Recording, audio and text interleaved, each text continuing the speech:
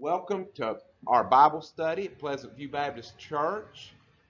We are in the book of Genesis. I was looking on my PowerPoint that I had prepared, and the last time we met was March 11th.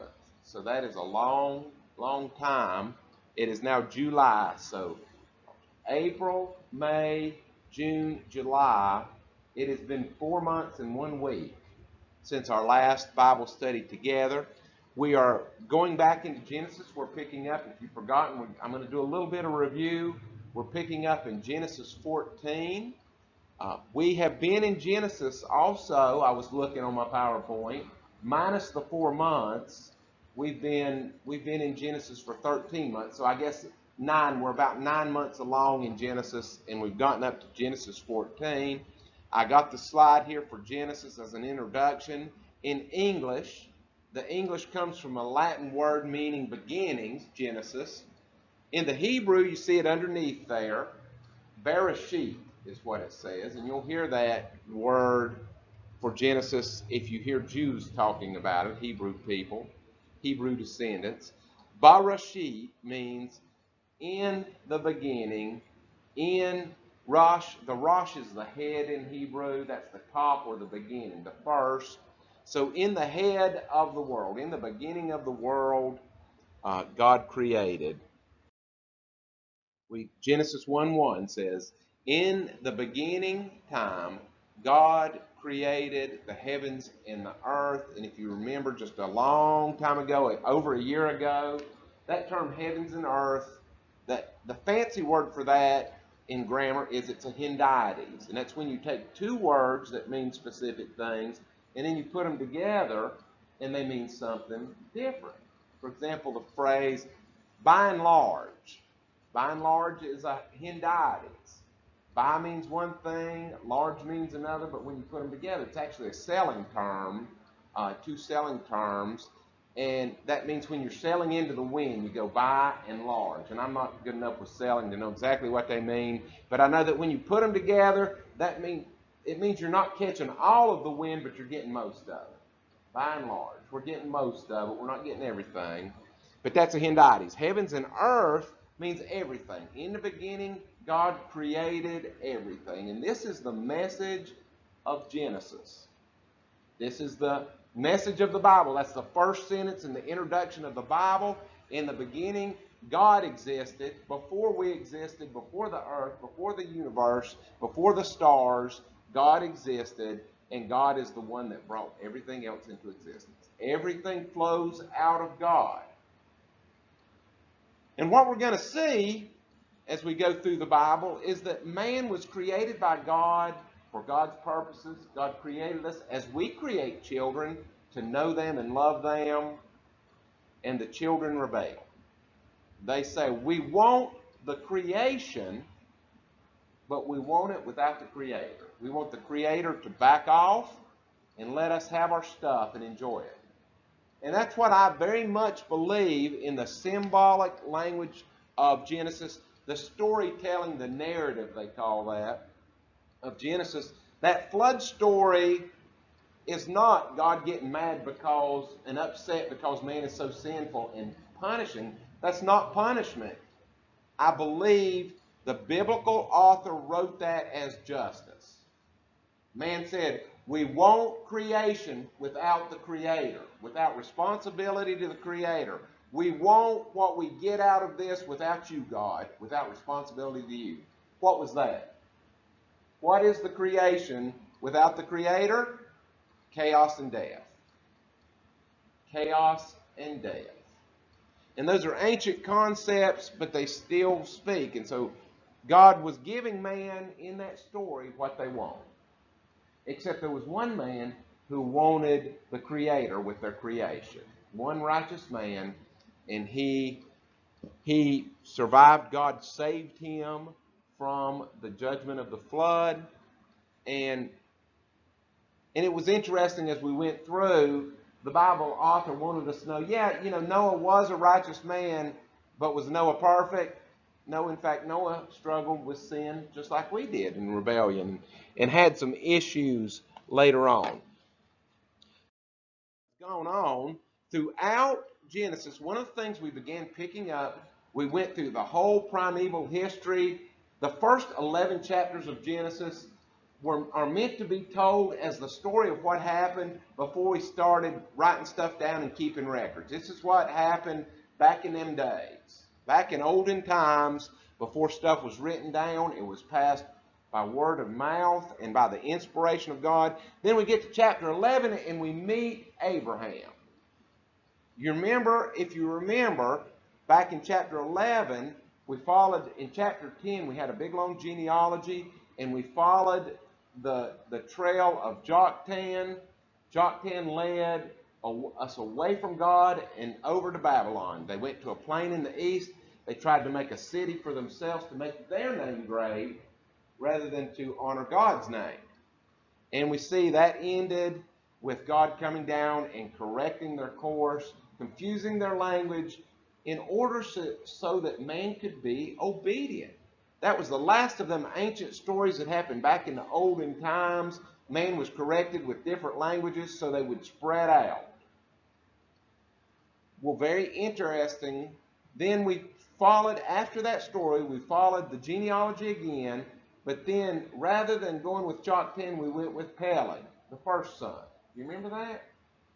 And following the descendancy of Peleg, we came down to Abraham. Now, where was Abraham from originally? Chaldean from Ur. Chaldean from Ur is a Babylonian. So he was one of those people that were scattered. God spoke to him and said, I have a plan, Babylonian man.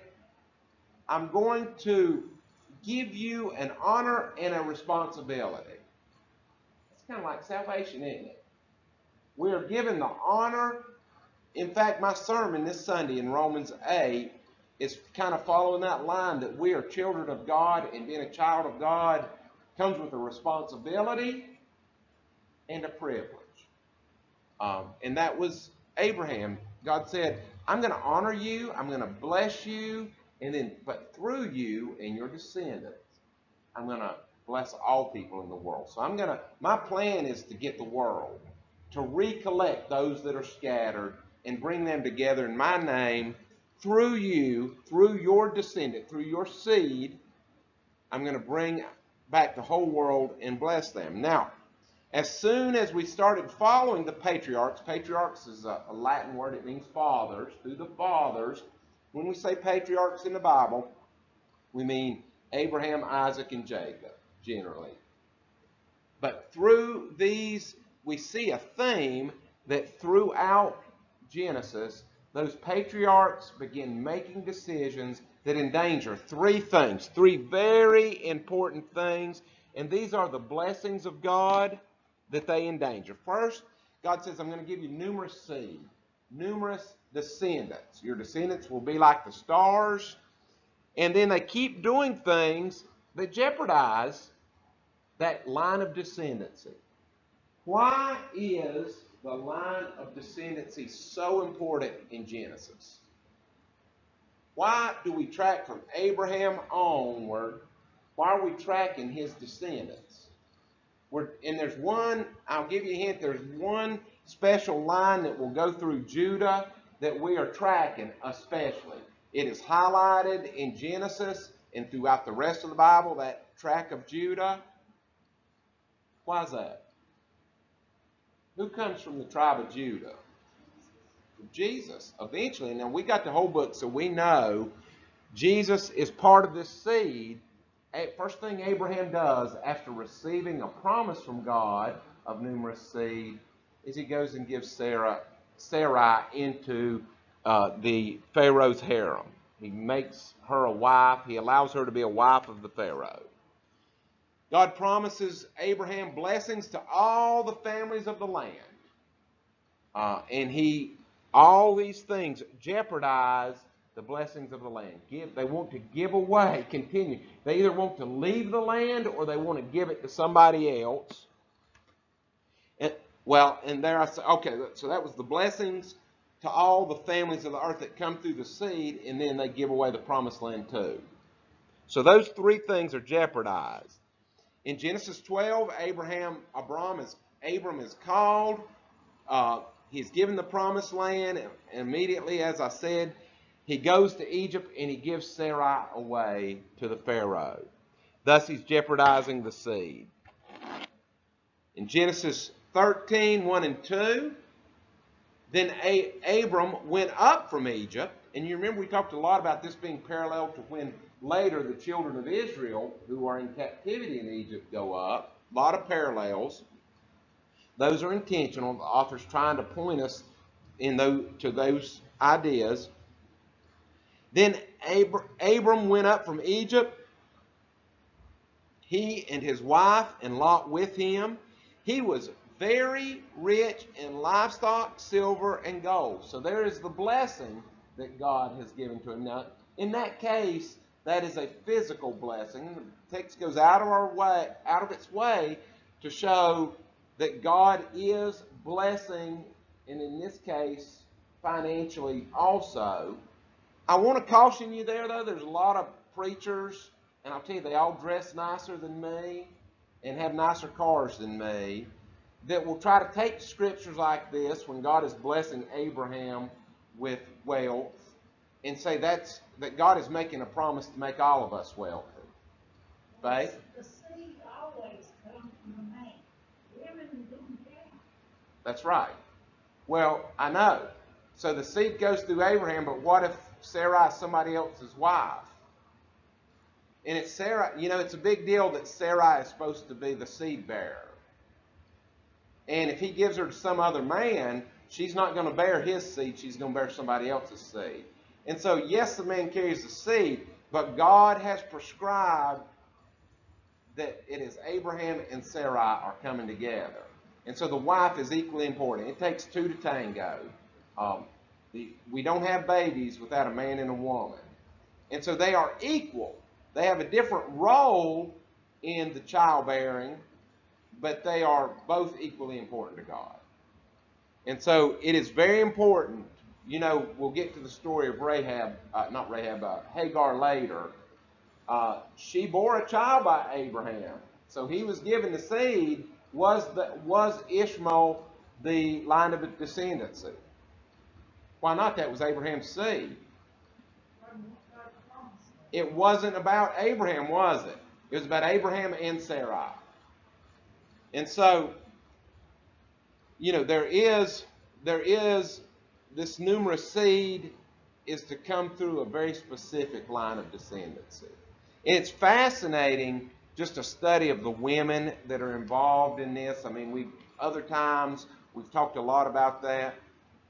It is a checkered bunch of women, by modern standards, that are the female ancestors of Jesus. They, by and large, it's a prostitute, somebody who acted like a prostitute, etc., etc., etc., on throughout the line.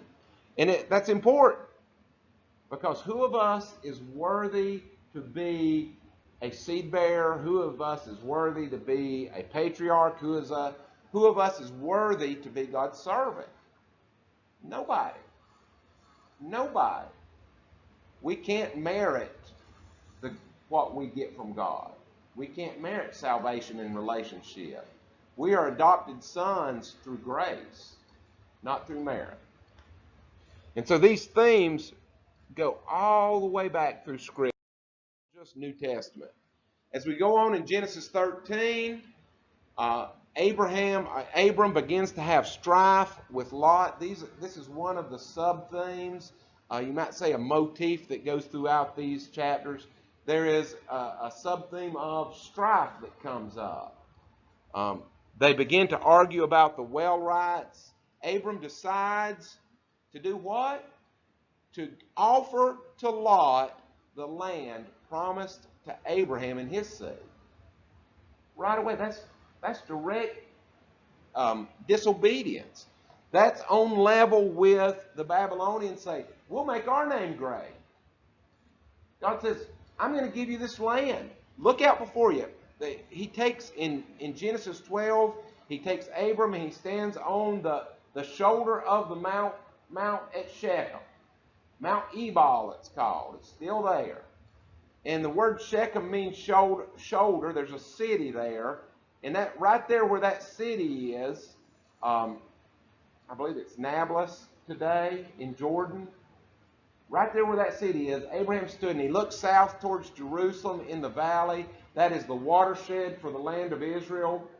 Water on the left side goes towards goes over towards the Jordan. Water on the right side of the ridge goes down to the Mediterranean Sea. It's the watershed. And he looks down there and God says, all this that you see, I promise to you. Now that's a little bit lost on modern people, but in ancient treaties, when a big king made a treaty or a covenant with a lower king, they always gave land as part of the agreement. That was a binding part of an agreement. And he said, I give you all this land. What does Abram do right away? He's having trouble. He's having conflict. Does he address it? Or does he say, look, take the promised land? Now, the underlying this is a conflict. What God says comes in conflict with human culture. Because in the Near East, even today, hospitality, being hospitable to people you meet, is a big priority. Now, even more so, I think probably we've all been raised to be hospitable to people, but it's on a different scale there. They go out of their way in the Middle East to be hospitable, to make a display of their hospitality. And so that's what he was doing here. Abram was told, this is your land. There are people here, we're going to drive them out. This is for you. I own this land, and you are the one I'm giving it to. But Abram values being hospitable over being obedient to God. And he jeopardizes the blessing. Do we ever compromise with culture and jeopardize our blessing? Do we ever make choices that pleases the world around us but jeopardizes our standing with God and our daily relationship with God? That's a daily thing. We have to battle daily, especially in the modern world where we know what's going on all the time.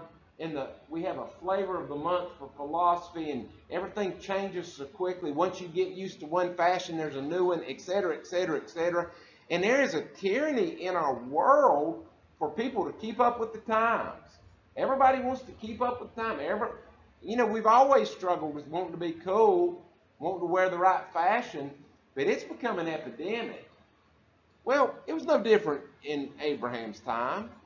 He wanted to be hospitable to settle this strife. And so he just said, if you want the promised land, you take it. Just like he gave away his wife to another man to preserve himself, he answers culture again. He says, I'm going to pick hospitality, being hospitable, over being obedient to God. Lot chose Sodom instead, to the east. And it's really, I read some stuff this week about Sodom and Gomorrah and the different cities where we were named, and I've got to hustle if we're going to get to all that. But most likely, the Jordan River is a rift valley. You know about tectonic plates. We live on the top. You remember how you used to cook pudding and it'd form a skim on top? Well, that's kind of how the planet Earth is. There's lava in the middle, and it's like the liquid pudding boiling. And on top, there's a skim. That's what we live on, is the upper crust. And a rift valley is when two of them plates that we live on, they're solid, begin separating. You know, the Atlantic Ocean used to be, Africa and America used to butt up against each other. It used to be one land. And over time, about a quarter of an inch per year, they're separating. Same thing is happening in the Jordan Valley. Once upon a time, not that long ago, it was just a flat piece of ground. Then it began separating, and a creek went through there, and it's a river, and it's getting wider and wider. So the Dead Sea, where the Dead Sea is, used to be a pond, and it's getting bigger and bigger over time. Well, they have found 5 different cities that were abandoned right along there. Most likely Sodom and Gomorrah are underneath the Dead Sea somewhere on the coast there of the Dead Sea. Anyway, Lot chose the region around Sodom there on the eastern side of the Dead Sea. In Genesis, this should be 13:13, but the men of Sodom were exceedingly wicked and sinful against the Lord. And that's showing something of Lot's motivation, that he went with, rather than seeking to be in the land of promise, rather than seeking to he chose a place where the people were bad influences. And so that reveals his character. Here, there's a lesson in this for faithful. As everything that's in the Bible, if we step back and look at it and put ourselves in the place of the characters, we learn a lesson about who God is and maybe, hopefully, who we should be. 1, struggle is inevitable. Is there anybody that believes that if you are really faithful to God, you'll have no problems? Now, sometimes we teach that. Sometimes, I say we, I try never to. There are some aspects of Christianity, some churches, some preachers that preach if you're having difficulties because there's a sin issue. Well, that's fine. That is true. But we all got sin issues, and so we all got problems. And so the more you sin, the more problems you're going to have for sure. But there's going to be struggle. And that struggle is exemplified as between Abram and Lot here in Genesis. Second lesson to the faithful is that in spite of that struggle, we are to remain holy. And in order to remain holy, we have to separate ourselves from people that aren't concerned about being holy. Does that make sense? And that word separation, that's what holy means. Now, it's come to take on a new thing like a divine sense, but the word holy itself means set apart, separated. So to be holy, a Christian needs to separate themselves from unchristian things, unbiblical things. We are to focus on what is pure and noble and good and true, and not what is false and ignoble and common and sexual and inappropriate sexual and so forth. And we're not supposed to do what the culture says. The culture is common. The culture is not holy. And if we embrace everything in culture, then we are not set apart. And there's no difference between salvation or between a Christian and a non-Christian. So this is an ancient lesson. That didn't start recently. The third thing is that when we conform, join in with the crowd, we jeopardize our witness. When we are not holy, not separate, and we begin to conform and embrace, then we will lose our witness, because our lust of our flesh speak louder to us than the still small voice of the Holy Spirit. Sex, drugs, rock and roll, entertainment, sports, whatever, drink, drug, whatever, cheating, cutting corners, trying to be first, trying to be powerful, trying to be popular, trying to be liked. All that screams louder to our flesh than the still small voice of the Holy Spirit. And even a Christian, it's harder for a Christian, but even a Christian, even a truly born-again person can begin to entertain the appetites of the flesh, and it will drown out the voice of the Holy Spirit in us. You'll be bothered at first, and you'll get less bothered later, and eventually you will not be very bothered by bad things you do. That's the unfortunate truth. Now, generally, a truly born-again people, and why this is so tricky, is because we don't know who is saved and unsaved. But I know for a fact that you can numb your flesh to your own sinfulness.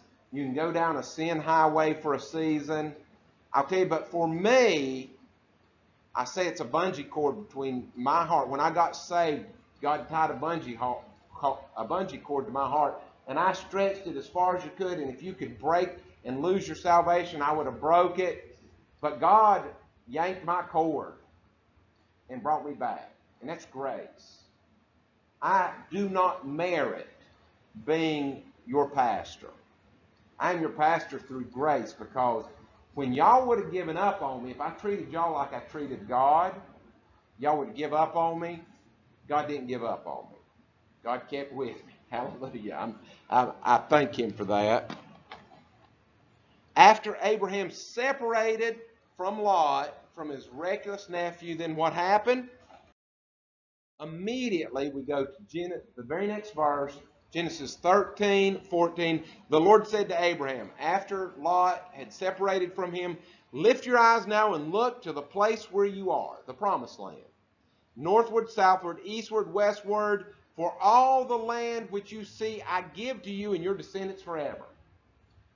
So once Abraham was separated, again, seeking holiness, and I think God kind of helped him out there. Lot helped him out by choosing Sodom. God reiterated his blessings. I have plans for you, Abraham. I wish to bless you with. Verse 16, and I will make your descendants as the dust of the earth, numerous seed, so that if a man could number the dust of the earth, then your descendants also could be numbered. Arise, walk in the land through its length and its width, for I give it to you, as a sign and a bond of our covenant, of my covenant to be. And that brings us up to Genesis 14.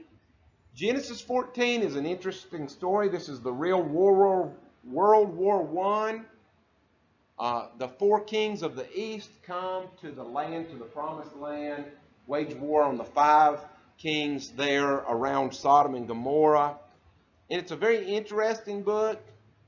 Most likely, this, and I'll show you some reasons that I say this, most likely this is a story that was either told or written down before Moses compiled the Bible, if in fact Moses was the original author of Genesis, as tradition tells us. This story probably pre-existed. And I don't know if it was told orally or if it was written down. And we'll see as we go through.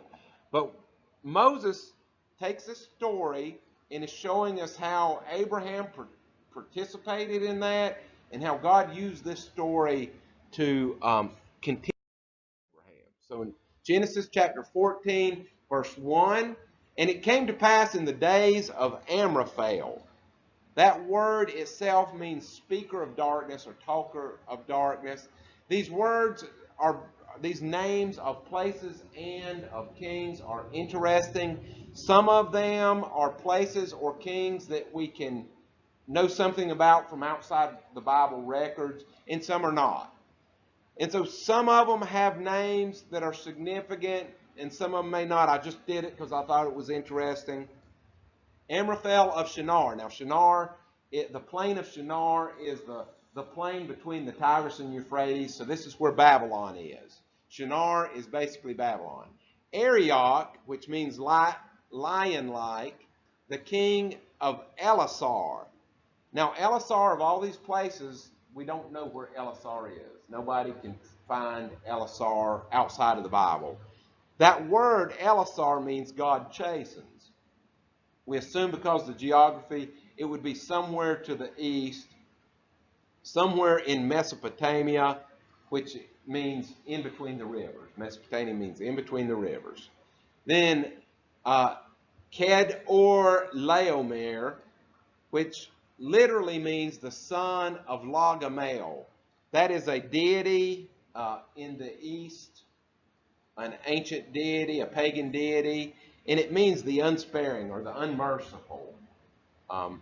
But Kedor means son of, and then Laomer probably is Lagamel. He is the king of Elam. Now, Elam, we do know where it is. Elam is what is today modern Iran. These are non-Semitic people. Kedor Laomer was not a Semite.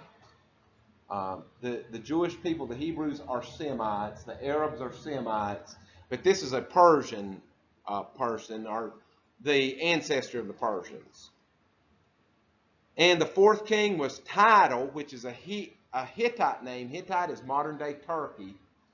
Hittite was, for the longest time, was only in the Bible.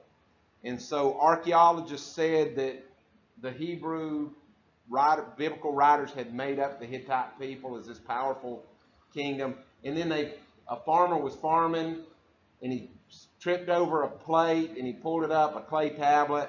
Underneath his garden was a library, and they have now found a whole ancient empire that almost ruled the whole world, and they call themselves the Hittites. And so archaeology doesn't always confirm the Bible, but it often does. We don't need archaeology to tell us that the Bible is true. That's my position. But it's nice when it does. Anyway, it is a Hittite name. There were several historical kings that are outside the Bible and archaeology by this name. He is the king of nations. And that nations word, you might have heard Goyim. Jewish people today will say the Goy. That is a non-Jew. Technically it means the nations.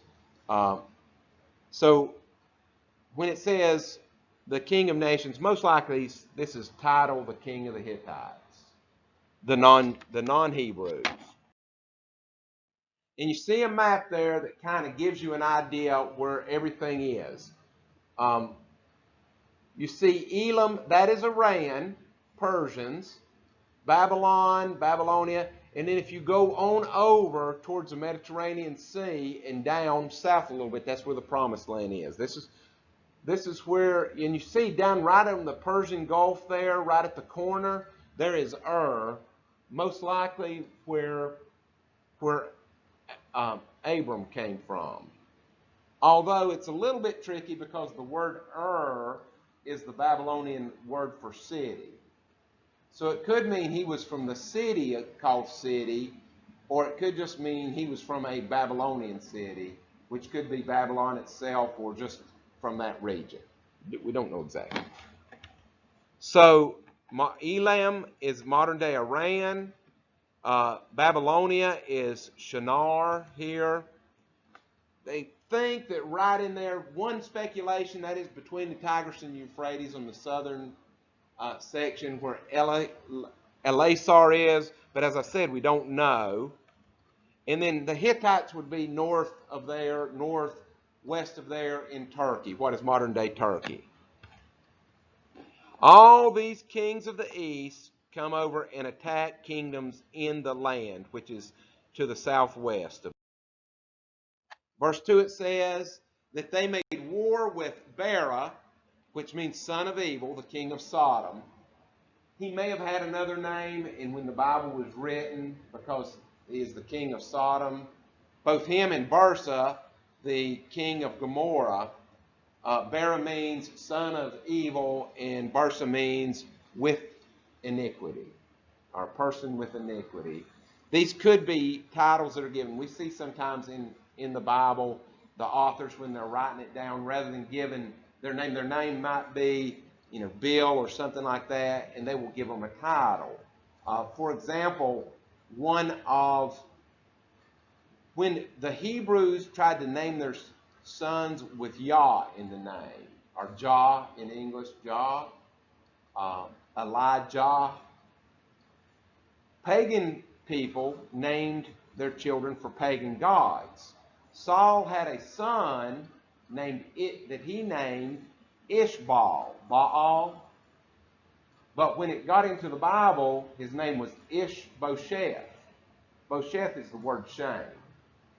So rather than be Ish, man of Baal, he was named man of shame when it got in the Bible. So this happens sometimes. It may or may not be Bera and Bersa when they were at home with their wives. Anyway, Sodom and Gomorrah. Shinab and Shemeber are named honorable names. I think Shinab means son of exaltation or something like that. And so these are, because it's not Sodom and Gomorrah, these maybe are their real names. He was the king of Admah, which means red earth, and Shamber the king of Zeboim. We're not sure exactly where that is. And King Bela, that is Zoar. And we can see there, you see over on the right side of the map, Elam, Goyim. The Goyim would not be there. It would be up north in Turkey up there, northwest. Possibly where Elasar is. We know Elam and Shinar, we know where they are. And then they traveled over, you see in green, right around the bottom of the Dead Sea where these other cities are that they're coming to. And so there's right around the Dead Sea. You see Sodom, Admah, Gomorrah, Zeboim, the valley of Siddim and Zoar. Possibly. We don't know exactly. This map represents an educated guess based on what the Bible says where they are. But I think that's reasonable, especially in light of it being a rift valley and more water coming in and the destruction that God brought on these things.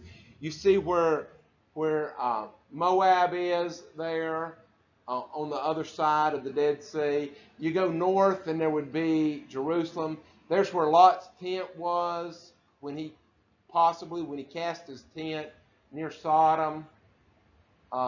This whole area, if you go down to the bottom and to the left of this, that is called the Negev, and Negev is just the Hebrew word for the south. So it's in the southern region where Abram had his tent. Genesis 14:3.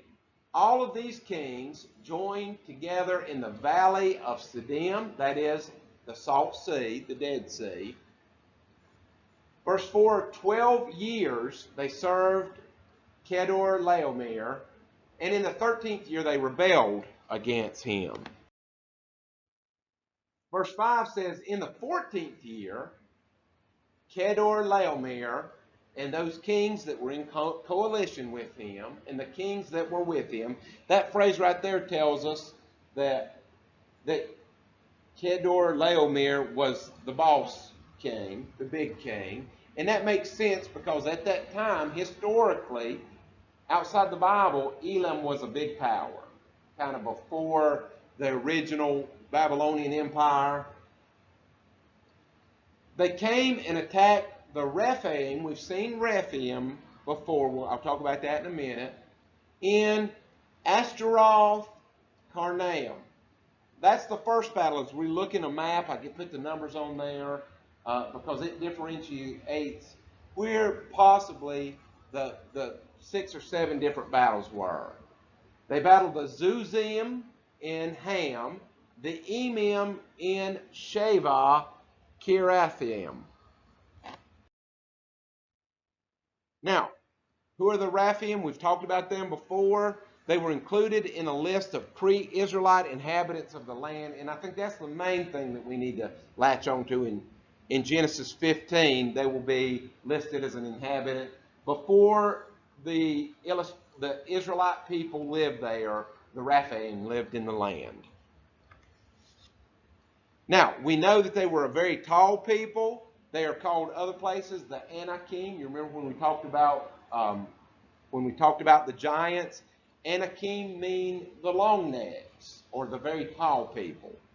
They were called Emim by the Moabites. It was for the same thing, for these giant warriors. And the Zamzumim by the Ammonites, by the people that live around. So each different language had a different name for these Rephaim. I don't know if right here when it says in verse 6 that they're battled with the Rephaim, I don't think it's talking about the tall people. But that's the other reference to Rephaim. The relationship of these Rephaim in the souls of the dead. If you remember when we talked about the giants, we talked about that possibility. In Canaanite, the Rephaim were the old dead kings of mythology. They were also called Rephaim, and they're called that in Isaiah 14:9. But it's very obscure.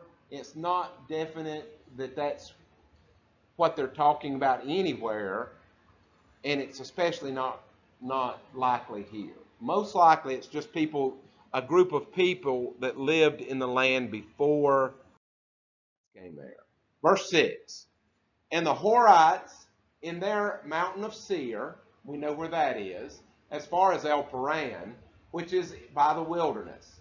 Then they turned back, this coalition of the four kings from the east. They came to En Mishpat, that is where Kadesh is. Now, when you see that prefix En, that's a creek. En Gedi, En Mishpat, that's the creek of Mishpat.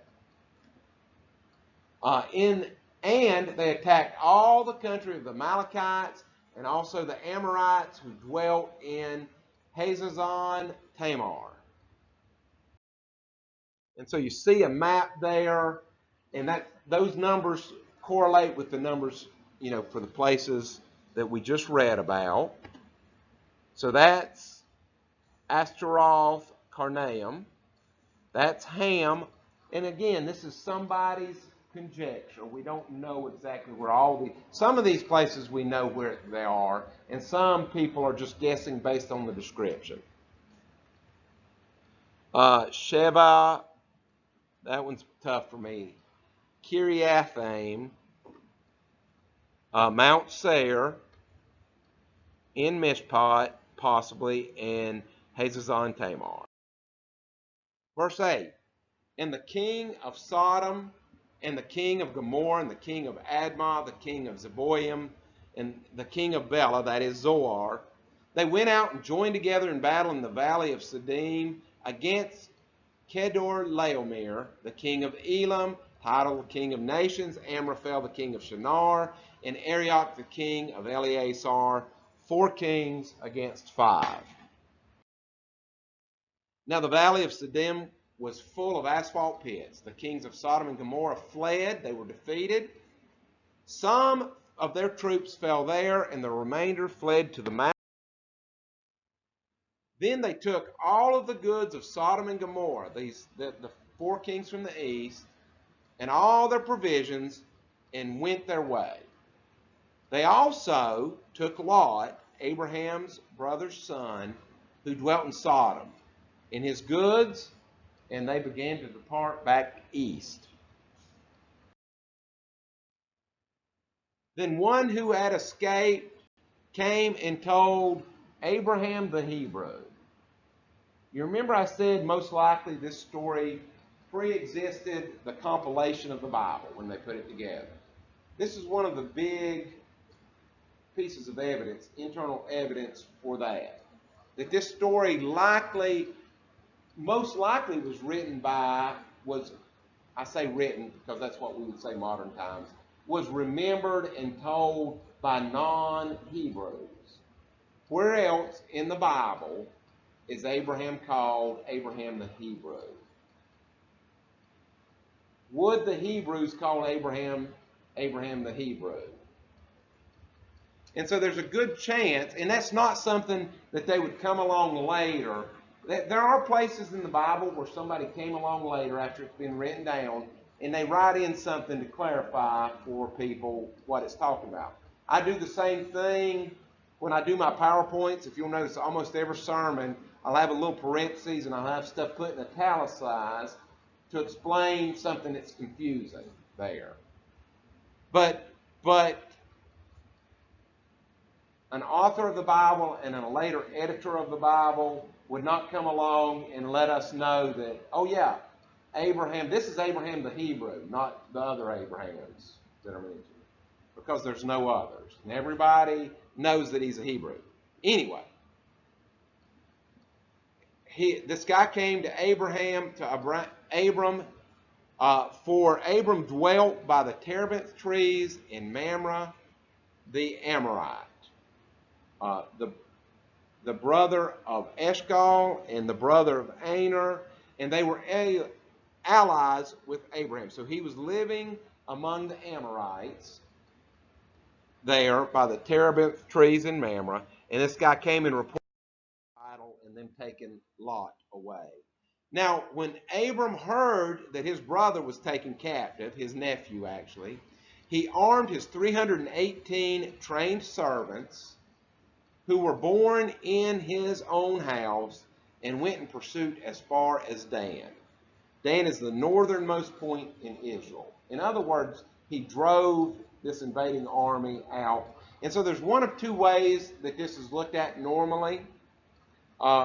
One, 318 was a very big, it was a huge group of servants. These are slaves.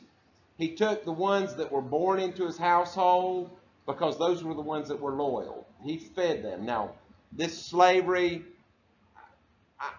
would not be like the slavery that was in America exactly. Often in the ancient world, people would sell themselves or their children into slavery as servants of a wealthy person as an upgrade to their financial status.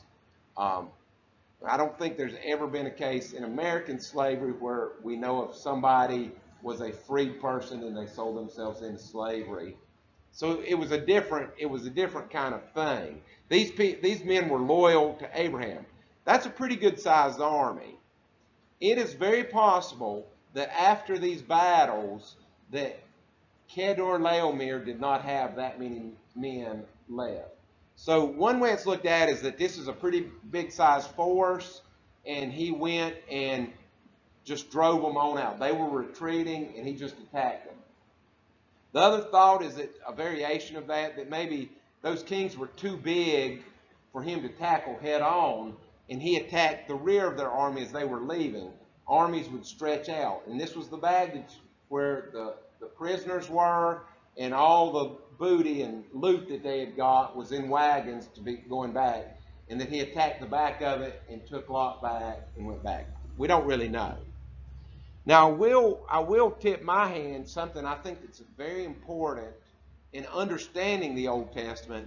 I think this is an important story and was included because I think what the covenant in the Old Testament was an agreement between military leaders. We've lost that in modern times when we think about covenants. But God took Abraham to Shechem and pointed him and said, see the land, I give you all this land. And he promised it to Abraham, but he did not make a covenant with him. Why not? Well, Abraham establishes himself, as a military man here, as a general. And a good one. The very next chapter, chapter 15, God immediately establishes a covenant. What I would say to you, and I wrote a dissertation in this realm, in this area, is that it was only after Abraham became a military leader that God would form a treaty with him. And rather than covenant, it's better to think of as a peace treaty between him. That you are going to be my vassal king, my vassal military person. Anyway, that's just my theory. That's not, the Bible is perfectly good without that theory being true. And so do make sure this thing, but it is interesting. Verse 15, he divided his forces against them by night, so he used strategy. He come as Gideon will later against his outnumbered foe. He came in different directions and he came at night. If he did have fewer numbers, he nullified that by attacking at night. He attacked and pursued them as far as Hobah. We don't know where that is, but it's north of Damascus. And so he drove them out of the land, out of the promised land, this force. So he brought back all the goods and also brought back his brother Lot and his goods, as well as the women of the people. All those things, prisoners and women, slaves and children and wealth, are taken by armies. That's why people waged war in the ancient world. They would collect an army and say, come on, this is your opportunity. If we win, you'll come back a rich man and you can retire wealthy. You'll come back with slaves. You'll come back with gold. And so that's why men went to war in the ancient world. And that is also why I think that's very important in understanding when the Israelites get to Jericho way later, God says, you're not going to take slaves. You're not going to take gold and loot and all that. You're not doing this. You're not going into the land for physical wealth. You're not going to feed your flesh.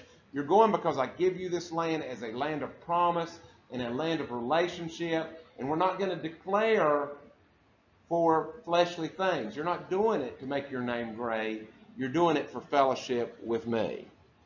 And so that